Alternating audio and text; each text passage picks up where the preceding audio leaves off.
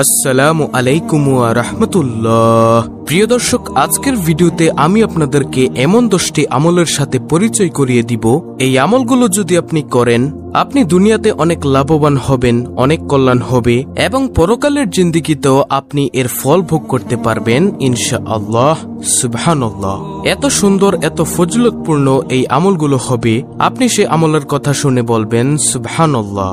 দর্শক, নবীজি সাল্লাল্লাহু আলাইহি ওয়াসাল্লামের দেওয়া 20টি আমলের মধ্য থেকে আজকে প্রথম পর্বে আপনাদেরকে জানিয়ে দিব 10টি আমল এবং দ্বিতীয় পর্বে বাকি 10টি আমল আপনাদেরকে জানিয়ে দিব ইনশাআল্লাহ। তাহলে চলুন একে একে প্রত্যেকটি আমলের সাথে আপনাদেরকে পরিচয় করিয়ে দিই। দর্শক, আজকের ভিডিওর 10টি আমলের মধ্য থেকে সর্বপ্রথম নম্বর আমলটি হলো নম্বর 1, মানুষের প্রয়োজন পূরণ করা। নবীজি সাল্লাল্লাহু আলাইহি ওয়াসাল্লাম বলেন, যে ব্যক্তি তার মুসলমান ভাইয়ের প্রয়োজন পূরণ করে, আল্লাহ তাআলা তার প্রয়োজন পূরণ করে দেন। যে ব্যক্তি তার মুসলমান ভাইয়ের কোনো অসুবিধা, বিপদ আপদ দূর করে দেয়, আল্লাহ এর বিনিময়ে কিয়ামতের দিন তার কষ্ট ও বিপদের অংশ বিশেষ দূর করে দিবেন। সুবহানাল্লাহ। প্রিয় দর্শক, তাই আমরাও চেষ্টা করব মানুষের প্রয়োজন পূরণ করতে ইনশাআল্লাহ। তাহলে এটি গেল প্রথম নম্বর আমল। দ্বিতীয় নম্বর আমলটি হলো বেশি বেশি জিকির করা। প্রসিদ্ধ 4টি জিকির হলো সুবহানাল্লাহ, আলহামদুলিল্লাহ, লা ইলাহা ইল্লাল্লাহ, আল্লাহু আকবার। প্রিয় দর্শক, এই 4টি জিকিরের আমল যদি আপনি করতে পারেন, দুনিয়ার মধ্যেও এর সওয়াব আপনি পাবেন এবং পরকালেও মিজানের পাল্লাতে এর ওজন কয়েক গুণ ভারী হবে। সুবহানাল্লাহ। তাই আমরা প্রতিনিয়ত এই 4টি জিকির করব ইনশাআল্লাহ। তারপরে তৃতীয় নম্বর আমলটি হলো নবী সাল্লাল্লাহু আলাইহি ওয়াসাল্লাম বলেন, আল্লাহ কি তোমাদের জন্য জামাতে এশার নামাজ পড়া হজের সমান এবং ফজরের সালাত জামাতে পড়া উমরার সমান করেননি? এবং যে ফরজ সালাত জামাতের সাথে পড়ার জন্য হেঁটে যায় তাহলে হজের সমান সওয়াব পায়, এবং যে নফল সালাত পড়ার জন্য হেঁটে যায় তার সওয়াব নফল উমরার সমান হয়। সুবহানাল্লাহ। সহিহ আল জামে শরীফের হাদিস। তারপরে চতুর্থ নম্বর আমলটি হলো, যে ব্যক্তি ফজরের সালাত জামাতের সাথে পড়ে, তারপর সূর্য ওঠার আগ পর্যন্ত আল্লাহর জিকির করে, তারপর 2 রাকাত সালাত পড়ে, সেজন্য একটি হজ এবং উমরার সমান সওয়াব পূর্ণ করল। রাসূল সাল্লাল্লাহু আলাইহি ওয়াসাল্লাম এই কথাটি 3 বার জোরে জোরে পুনরাবৃত্তি করলেন। সাহাবীরা বললেন, হে আল্লাহর রাসূল সাল্লাল্লাহু আলাইহি ওয়াসাল্লাম, ধনীরা তো আখিরাতে বেশি পুরস্কার পাবে, তারা হজ আদায় করে, আমরা তো পারি না। তারা যুদ্ধ করে, আমরা পারি না। তখন নবীজি সাল্লাল্লাহু আলাইহি ওয়াসাল্লাম বললেন, আমি কি তোমাদের এরকম কিছু কথা বলবো না? যদি তোমরা এটি শক্ত করে ধরে রাখো তাহলে তোমরা তাদের মতো সমান সওয়াব অর্জন করতে পারবে। সাহাবীরা বললেন, হে ইয়া রাসূলুল্লাহ সাল্লাল্লাহু আলাইহি ওয়াসাল্লাম, বলুন। নবীজি বলেন, তাহলে শোনো, প্রত্যেক সালাতের পর 33 বার বলবে সুবহানাল্লাহ, 33 বার বলবে আলহামদুলিল্লাহ, 34 বার বলবে আল্লাহু আকবার, তাহলে তোমরাও তাদের মতো বেশি বেশি সওয়াব অর্জন করতে পারবে। সুবহানাল্লাহ, আল্লাহু আকবার। তারপরে প্রিয় দর্শক, পঞ্চম নম্বর আমলটি হলো, যখন কেউ তার ভাইয়ের জন্য দোয়া করে তখন ফেরেশতারা বলেন, আমিন, তোমার জন্য তা। অর্থাৎ আপনি আপনার এক ভাইয়ের জন্য অথবা বোনের জন্য দোয়া করলেন বা পাড়া প্রতিবেশীর জন্য দোয়া করলেন যে, হে আল্লাহ, তাকে তুমি দুনিয়ার কল্যাণ আখিরাতের কল্যাণ দাও। ফেরেশতারাও সাথে সাথে বলতে থাকে, তোমাকেও আল্লাহ তাআলা দুনিয়ার কল্যাণ ও আখিরাতের কল্যাণ দিক। তাই নবী করিম সাল্লাল্লাহু আলাইহি ওয়াসাল্লাম বলেন, যখন কেউ তার ভাইয়ের জন্য দোয়া করে তখন ফেরেশতারা বলেন, আমিন, তোমার জন্য তা হয়ে যাক। সুবহানাল্লাহ। অর্থাৎ ফেরেশতারাও তার জন্য দোয়া করতে থাকে। তারপরে প্রিয় দর্শক, প্রথম পর্বের 10টি আমলের মধ্য থেকে ষষ্ঠ নম্বর আমলটি হলো আবু হুরায়রা রাদিয়াল্লাহু তাআলা আনহু থেকে বর্ণিত। তিনি বলেন, রাসূলুল্লাহ সাল্লাল্লাহু আলাইহি ওয়াসাল্লাম ইরশাদ করেন, 2টি বাক্য এমন রয়েছে যা বলা সহজ কিন্তু আমলের পাল্লায় অনেক ভারী। অর্থাৎ আপনার আমলনামার পাল্লায় এই বাক্য দুটির ওজন অনেক ভারী হবে এবং আল্লাহর কাছেও অধিক পছন্দনীয়।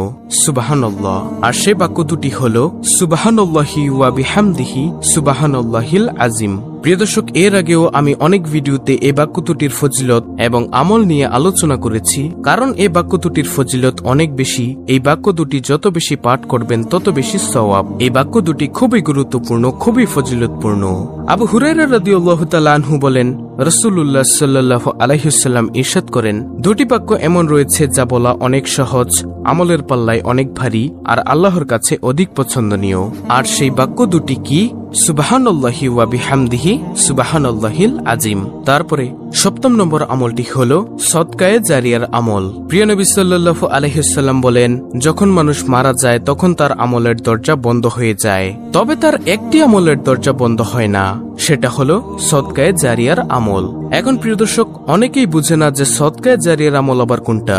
তাহলে শুনুন, কোন পিতামাতা যদি তার ভালো সন্তান, নেক সন্তান, কোন হক্কানি সন্তান যদি দুনিয়াতে রেখে যায়, সেই সন্তান যে আমলগুলো করে সেই পিতামাতার ভাগেও সেই আমলের সওয়াব যায়। সুবহানাল্লাহ।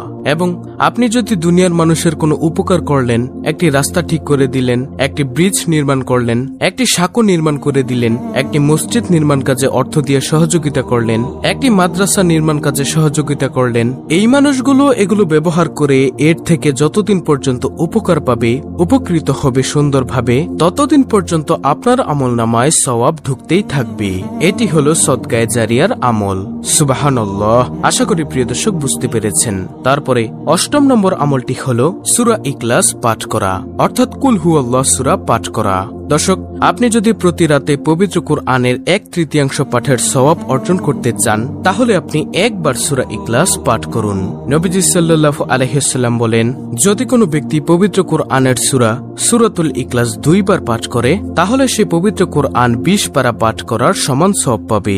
আবার কোনো ব্যক্তি যদি সূরা ইখলাস 3 বার পাঠ করে, তাহলে সে পবিত্র কুরআন সম্পূর্ণ খতম করার সমান সওয়াব পাবে।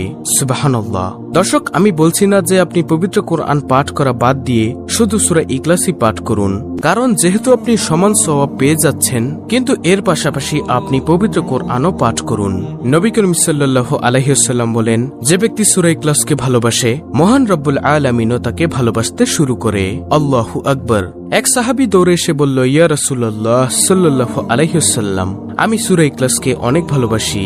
নবীজি বললেন, এই সূরা ইখলাসকে ভালোবাসার কারণে আল্লাহ রব্বুল আলামিনও তোমাকে ভালোবাসে, আর এই ভালোবাসার শেষ পরিণাম হলো আল্লাহর জান্নাত। সুবহানাল্লাহ। আল্লাহু আকবার। 9ম নম্বর আমলটি হলো গোপনে নফল নামাজ পড়া। রাসূল সাল্লাল্লাহু আলাইহি ওয়াসাল্লাম ইরশাদ করেন, জনসম্মুখের তুলনায় লুকিয়ে নফল নামাজ পড়ার মধ্যে 25 গুণ বেশি সওয়াব।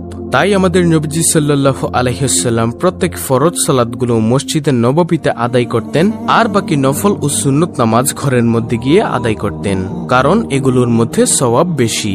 আল্লাহু আকবার। তারপর প্রিয় দর্শক, 10ম নম্বর আমলটি হলো মানুষের উপকার করা। প্রিয় নবী সাল্লাল্লাহু আলাইহি ওয়াসাল্লাম ইরশাদ করেন, কোন মুসলিম ভাইয়ের প্রয়োজনে কিছুক্ষণ সময় দেওয়া আমার কাছে 1 মাস মসজিদে ইতিকাফ করার চেয়েও বেশি পছন্দনীয়। সুবহানাল্লাহ। তো প্রিয় দর্শক, নবীজি সাল্লাল্লাহু আলাইহি ওয়াসাল্লামের দেওয়া 20টি আমলের মধ্য থেকে প্রথম পর্বে আপনাদেরকে 10টি আমল জানিয়ে দিলাম, এবং দ্বিতীয় পর্বে ইনশাআল্লাহ বাকি 10টি আমল জানিয়ে দিব। অত্যন্ত গুরুত্বপূর্ণ একটি ভিডিওটি ভালো লাগলে অবশ্যই চ্যানেলটিকে সাবস্ক্রাইব করে পাশে থাকা বেল বাটন অল বাজিয়ে দিবেন। ভিডিওটিতে একটি লাইক দিবেন এবং কমেন্টে আমিন লিখবেন, এবং অন্য মুসলিম ভাই বোনদের কাছে ভিডিওটি শেয়ার করে দিবেন, যেন তারাও দেখে শিখে আমলটি করতে পারে। আল্লাহ রাব্বুল আলামিন আমাদের সকলকে সহিহ শুদ্ধভাবে নবীজি সাল্লাল্লাহু আলাইহি ওয়াসাল্লামের দেওয়া এই আমলগুলো করার তৌফিক দান করুন। আমিন।